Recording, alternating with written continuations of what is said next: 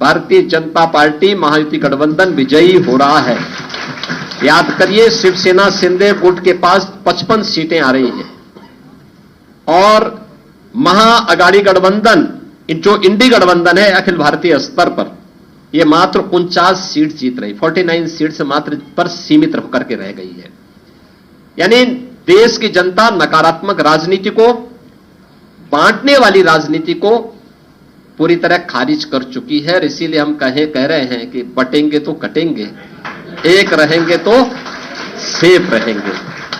तो एक रहेंगे, सेफ रहेंगे पर देश की जनता जनार्दन ने राष्ट्रीय एकता और अखंडता को मजबूती प्रदान करने के लिए, सुरक्षा और समृद्धि के लिए अपना जनादेश दिया है। उत्तर प्रदेश के अंदर ये परिणाम हमारे पक्ष में है और यही महाराष्ट्र के अंदर भी हम सबको देखने को मिला है।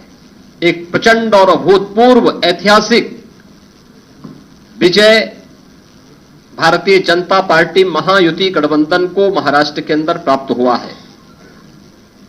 यह जो जनादेश महाराष्ट्र के अंदर प्राप्त हुआ है, यह राम और राष्ट्र के आराधक आदरणीय प्रधानमंत्री जी के यशस्वी नेतृत्व को, नए भारत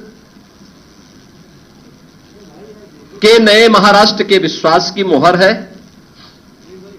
छत्रपति शिवाजी महाराज के आदर्शों की विजय है और बाबा साहब भीमराव अंबेडकर का अपमान करने वालों की यह एक पराजय भी है। महाराष्ट्र राज्य में भारतीय जनता पार्टी महायुति गठबंधन के सहयोगी शिवसेना शिंदे गुट को जितनी सीटें प्राप्त हुई हैं, महाविकास अघाड़ी यानी इंडी गठबंधन जो देश के अंदर है, उसको कुल मिलाकर के भी उतनी सीटें नहीं प्राप्त हो पाई है। आज एक बार फिर से स्पष्ट हो गया है कि देश की जनता को मोदी जी की नीति, उनकी नीयत, उनके नेतृत्व और उनके निर्णयों पर अटूट विश्वास है। इस देश ने मोदी जी को अपना नेता माना है और उनके मार्गदर्शन में पूरा देश एकजुट होकर के उनके साथ खड़ा है।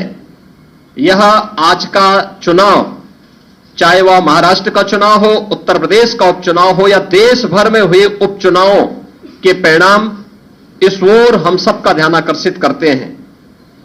या गांव, गरीब, किसान, नौजवान, महिला, वृद्ध, शोषित, पीड़ित और वंचित की आशा और आकांक्षा पर जनता जनार्दन की विजय का एक प्रतीक है।